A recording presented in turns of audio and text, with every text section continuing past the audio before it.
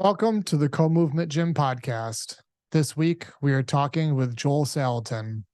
Joel co-owns with his family Polyface Farm in Swoope, Virginia. He was featured in the New York Times bestseller, Omnivore's Dilemma, and award-winning documentary Food Inc.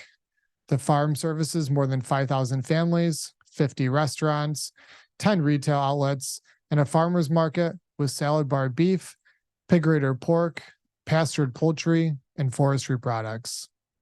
He is the author of 15 books, and his latest book, Homestead Tsunami, is being released in January of 2024. I've had the pleasure of spending time with Joel at his farm in Virginia, touring his property, learning from him, and being a guest on his podcast. This will be the second time Joel and I chat on the Co-Movement Gym podcast.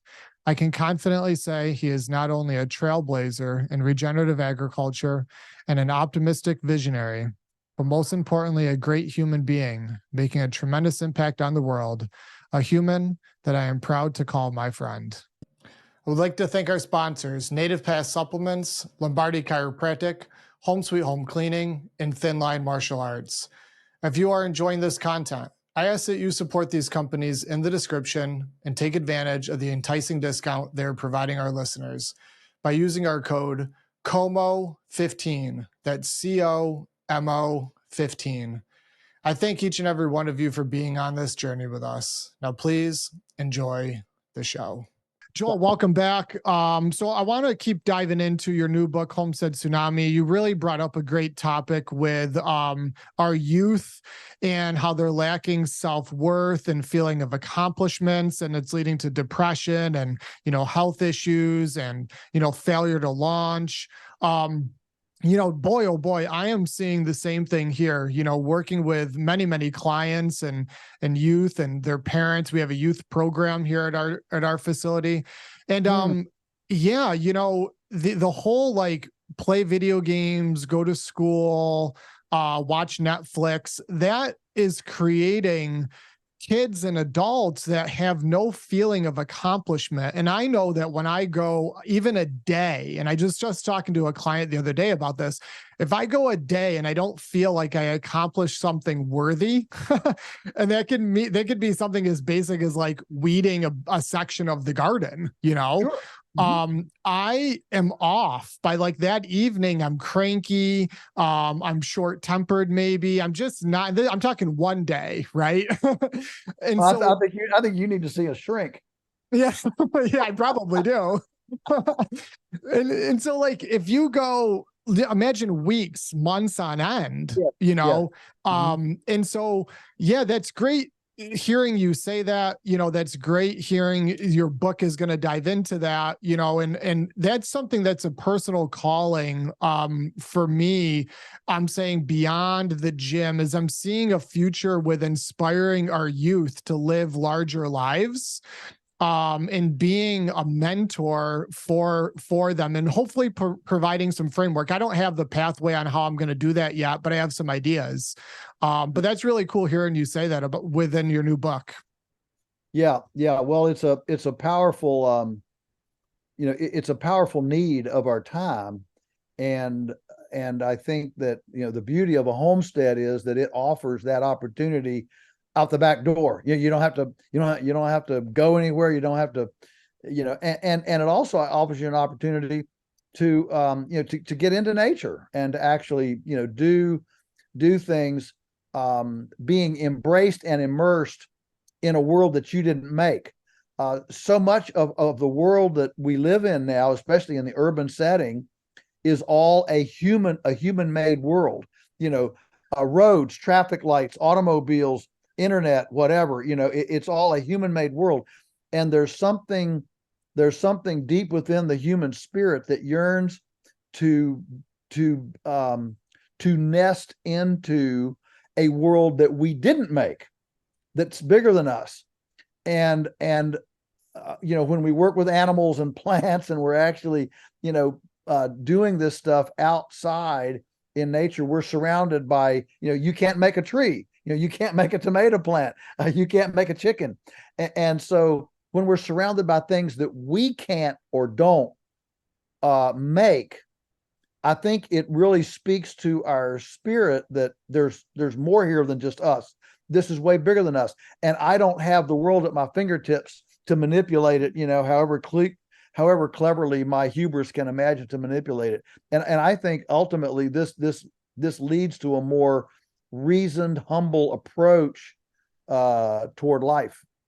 Yeah, that's a great point. You and I could have a whole conversation just on that, because that is a huge conversation in and of itself. This past summer, we gave our 10-year-old a section of the raspberry patch that was what we called his land. Yeah. And he sees us doing the hobby homestead and we're loving the whole process with it. And he's gotten really into it to the point where we gave him a 10 by 15 section of raspberries. Yeah. And it was his responsibility to weed, to trim, to harvest, the whole thing. And Joel, when I say the buy-in was big, it was big. He was up before we were in the morning, before school, out there doing things on his land. Wow. And that's wonderful. yeah, and at one point he asked us if there was going to be paperwork involved, and so his wheels are turning. And for most of everything we do with it, whether it's with the garden over at the other piece of land, we're involving him in that.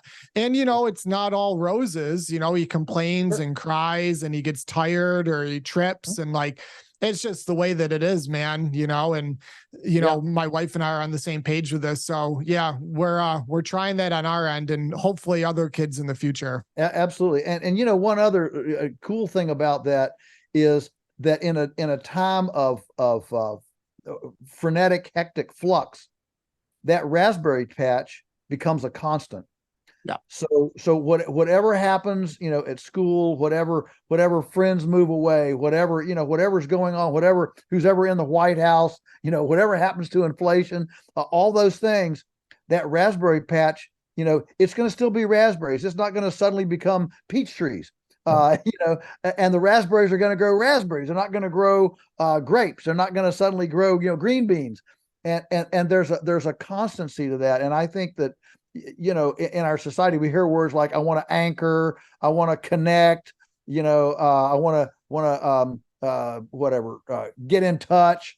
And we have these catchphrases, and all of them are describing a desire within our harried, hurried, frenetic lifestyles.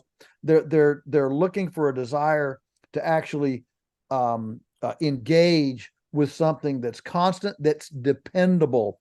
We have a crisis of trust in our culture right now. People don't trust the institutions that we have trusted in for so long. We're finding them corrupt. We're finding them inept.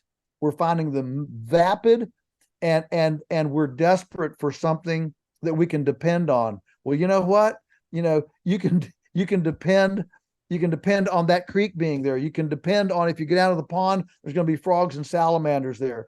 You can depend on the cow is going to give me milk in the morning. You can depend on the chicken's going to lay me an egg, and the tomato is going to give me a red tomato. I mean, those are things you can depend on. And so again, there is a constancy in this. In an inconstant time, there is a grounding in this that's quite profound. Yes, absolutely.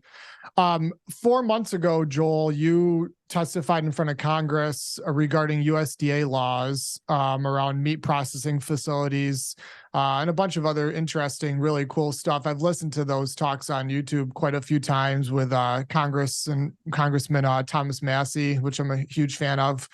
What came about from that, if anything? Was there any follow-ups, or did anything happen?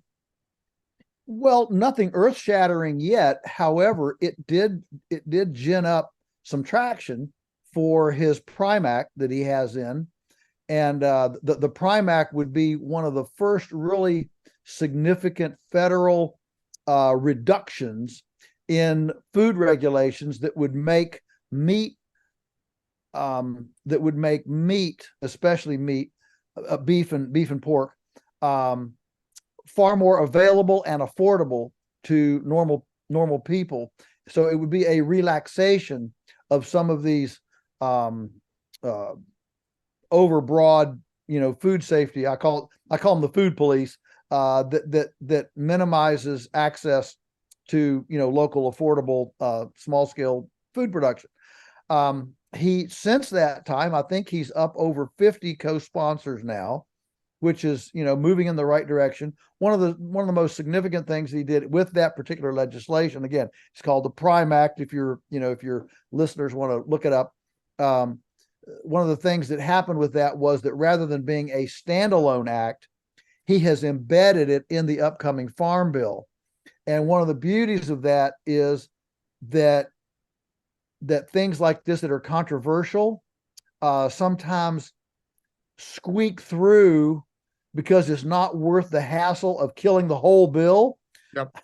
And of course, this is a technique that the other side uses all the time to. I was just thinking that to spend another $1 billion, right, on some some project, but we can use it on our side as well to try to sneak in a little more freedom that would not be possible as a standalone thing. So yes, it is getting some traction, and it would be a really, it's not nearly as far as I'd like to go for sure, but it certainly is a place to actually get some additional traction in the future. Okay, good. Yeah. Because I've been following that also at some level, and it'd be a huge win, obviously, for the small farmer and diversifying options for them and better margins and whatnot. So, okay. So for people listening, the Prime Act, Congressman Thomas Massey, give that a look up. Joel, any updates with the Amish farmer, Amos Miller there in his case? What's going on with that? I saw that he paid out some money there to the government. What updates do you have? Yeah, so Amos Miller, yeah, well, he's ongoing. And the biggest problem with him was he didn't take this seriously. He thought, oh, come on, really? I mean, my customers want my milk, they want my beef, they want my whatever, and surely I'm going to use some strong language, two consenting adults exercising freedom of choice for how to transact a pork chop. Does a bureaucrat actually have to get in between there? And unfortunately, the government was very serious, and he signed papers to essentially cease and desist, and just went on about his merry way. So what the problem there now is that he's in contempt of court. And so unfortunately, because he ignorantly, negligently, whatever, signed those papers, that consent form, the case is now embroiled more in contempt of court than it is in the actual, should the government get between, a producer and consumer exercising voluntary consenting choice in exercising a food transaction. So that's one issue, and that's why he paid the fine and is trying to get that behind him. But it is complicating the actual arguments on the merit of the case. It's complicating those arguments going forward. And however, the defense has established some new ideas to go on the offensive. They've sworn me to secrecy to not publicize those because they don't want the USDA to know what they're doing until they actually hit the USDA with their paperwork. But it's extremely clever, very innovative strategy, and I'm looking forward to them filing that paperwork probably in the not too distant future. So it's ongoing, and I think it's going to be a very, very interesting case as it morphs into its next phase. Where the defendant becomes the plaintiff in suing the government. Yeah, and that's what I was thinking. So my major in college was pre-law, and so we're talking about case precedents here, right? If there is the situation of what you're explaining and that happens and it does go in the favor of Amos, you're talking some big legislative changes down the road with a new precedent that's been set. And so that'll be very exciting. And hopefully he has a pretty great team behind him. I'm hoping that. Yes, he does. He does. He did not before. Again, he didn't take it seriously and did not get good counsel. And so the court appointed him counsel. Well, the court appointed counsel thought he was a nut. And so, that was one reason why he got down a trail that you and I would see was littered with, was a minefield. He got so far down that before he realized that he was over his head. But yeah, he's got a great legal team behind him now. Well, the attorney who's representing him is the same attorney that represented what's the name of the guy that was in Wisconsin, that shot the people at that Kyle Rittenhouse. Rittenhouse. It's the same legal team that represented Kyle Rittenhouse in those charges in Wisconsin. So yeah, they're sharp and being very, very creative. You're going to be excited about the next phase of this trial, I think. Good. That's good news, Joel. Back pain, headaches, and discomfort plague the majority of humans walking around each day. Chiropractic care can be the solution to feeling your best. I know for me personally, it has had a huge impact on how I feel day to day. The problem is that many people fear going to the chiropractor and getting their first adjustment. The team at Lombardi Chiropractic are the best of the best, a team that I've worked with for over 12 years. Visit their website at lombardichiropractic.com, and when you call, let them know you are a listener of the Co-Movement Gym podcast. The majority of supplements on the market are junk and a waste of money. Lack of regulation allows these companies to sell cardboard and a pill, and they get away with it. It's important to purchase your supplements from a company you trust, which for us at Co-Movement is Native Path Supplements. Shop their products at nativepath.com and use code COMO15 for a nice discount at checkout. That's COMO 15. Law enforcement officers have one tough job. While some calls may be routine, many are not, oftentimes putting officers in unpredictable situations. Thin Line Martial Arts is an apparel company that promotes defensive tactics training for officers so that they can be equipped to safely handle a hand-to-hand combat situation. Purchasing apparel from Thin Line Martial Arts promotes this message and allows more officers to attend training. Go to thinlinemartialarts.com and use code COMO15, that's COMO 15, to receive a 15% discount on us. Did you know a clean house reduces anxiety, increases your productivity, improves sleep, and decreases stress? Yes, all of those health benefits just from having a clean house. The problem is that no one finds cleaning fun, except for the great folks at Home Sweet Home Cleaning. Mention the Co-Movement Gym podcast and receive 20% off deep cleans for all clients who sign on using their reoccurring services and start enjoying a clean house today. Let's dive into here, and you and I have talked about this on air and off air a little bit, but I want to bring it up again because I get the questions here quite a bit with clients, is unique ways to monetize a small farm that differ from raising beef and chickens.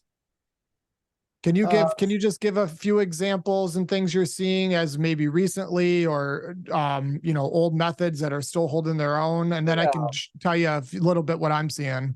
Sure. So when you're talking about monetizing a small farm, the first thing that you can do is replace your grocery bill. And so I encourage, take your grocery bill. What are you paying most for? And start there. And so, the other thing is what can you do that's easiest? I'm a big believer in the vegetable garden because, they don't get out, they don't get on the neighbor's place, and they don't need care every single day. If you can kind of do it every third day and it's not quite as confining, for example, as animals. So think about replacing your grocery bill first. And then of course the other thing is that produce in the supermarket. I'm an animal guy, but you got to understand 95% of all foodborne bacterial poisonings in the U.S. are leafy greens. The reason they're leafy greens is because there's no kill step.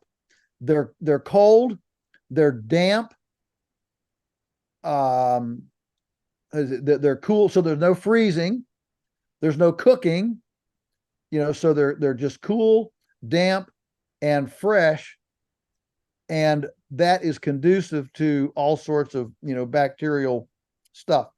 And so if you're concerned about food safety, the place to start is with your own fresh leafy greens and produce, which fortunately grow pretty fast and doesn't take a lot of land to do it.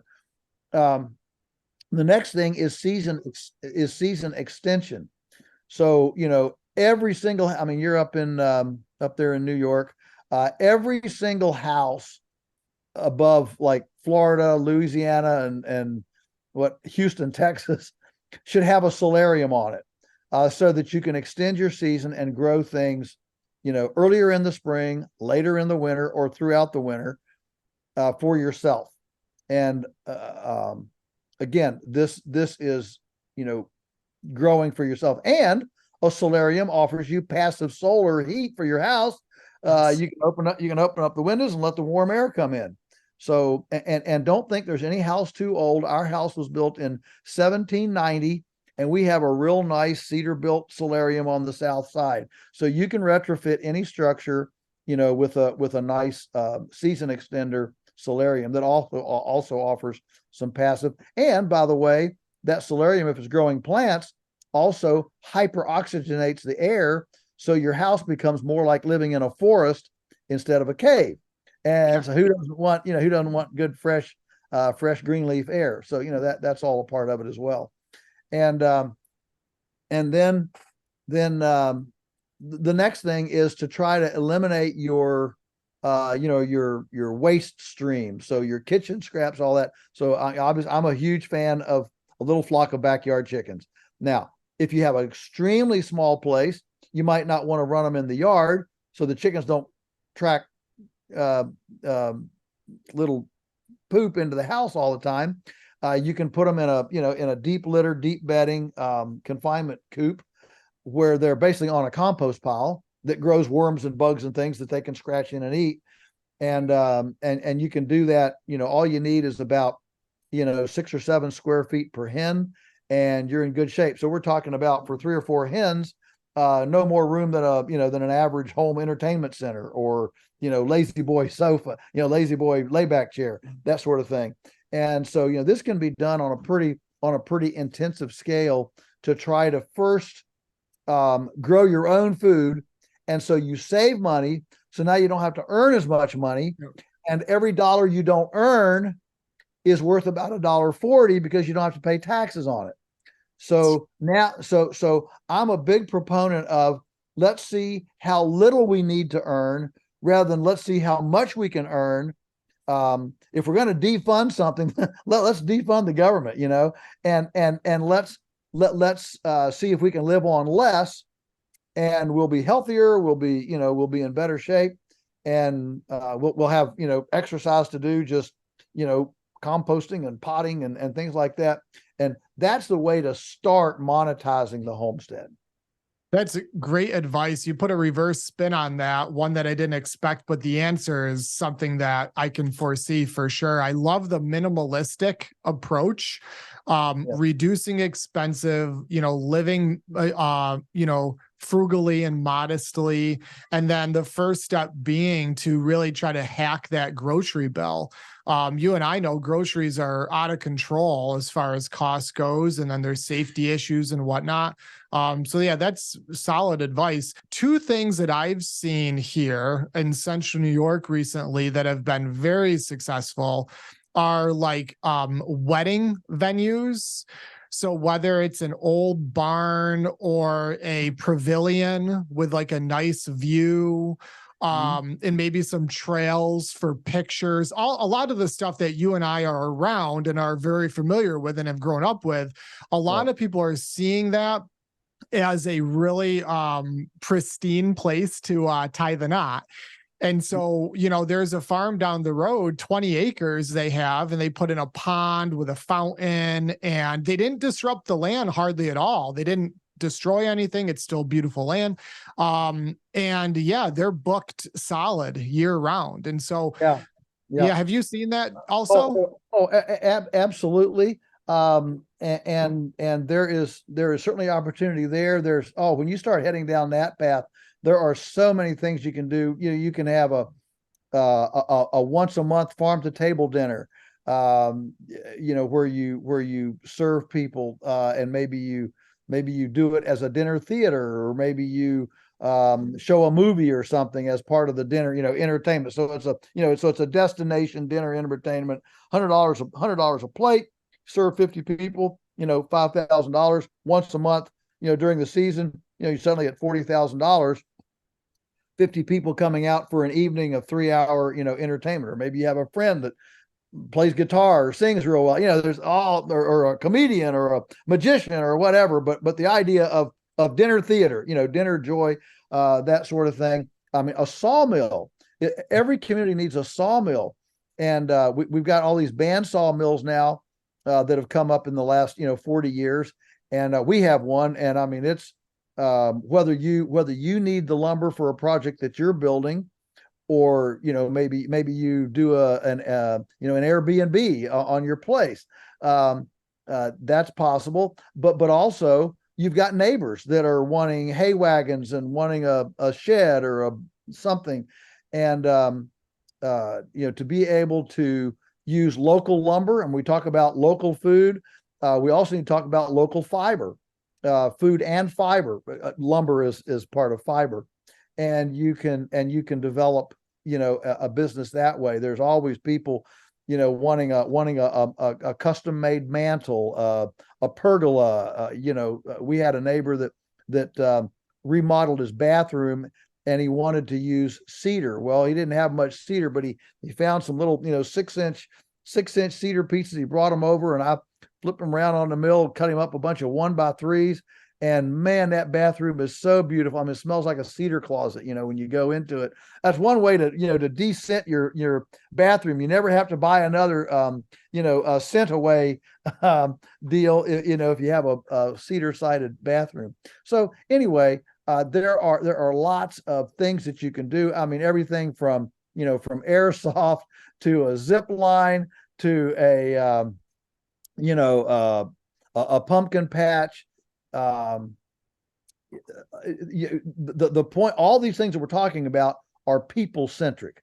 So think about people and what they can do. I mean, I was on a farm, and they actually what they did, they built a kind of a bordered thing that was, I don't know, 30 or 40 feet by 30 or 40 feet, put some nice crushed stone in there. So it was nice and hard. They didn't pave it. It was just good crushed stone.